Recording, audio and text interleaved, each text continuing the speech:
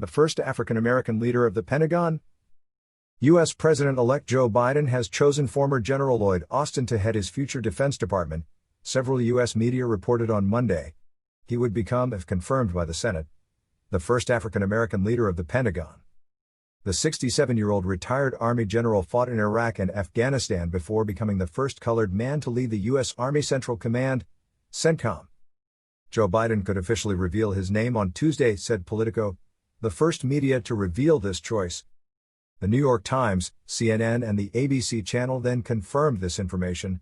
Joe Biden's team was silent on Monday night. Joe Biden knows ex-General Austin for working with him when, as vice president, he oversaw the implementation of Barack Obama's decision to withdraw 50,000 U.S. troops from Iraq in 2011.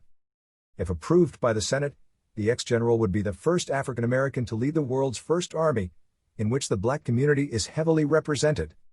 The former head of Centcom, the body overseeing wars in the Middle East, would thus have been preferred to Michelle Flournoy, who could have become the first woman to lead the Pentagon.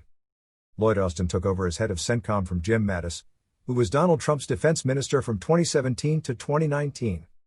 A graduate of the prestigious West Point Military Academy, ex-General Austin served more than 40 years in the Army, where he rose through the ranks to senior positions. He retired in 2016, before moving to the defense industry. Like many of his predecessors, he sits on the board of directors of Raytheon Technologies. This position has earned him criticism from some progressives, like America. But his confirmation by the Senate is not certain.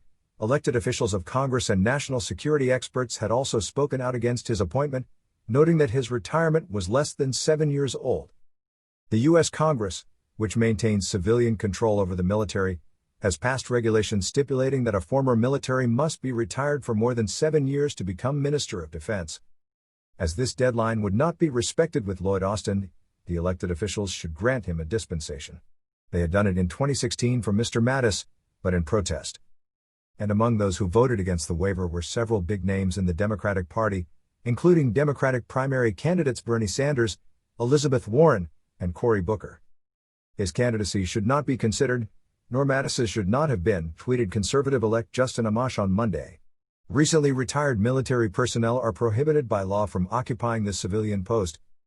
Biden should not be the second consecutive president to violate this standard. I have nothing but respect for Lloyd Austin, but choosing another retired general so recently that he will need a dispensation from Congress sends a very bad message, tweeted Rosa Brooks, a former Pentagon official who teaches today at Georgetown University.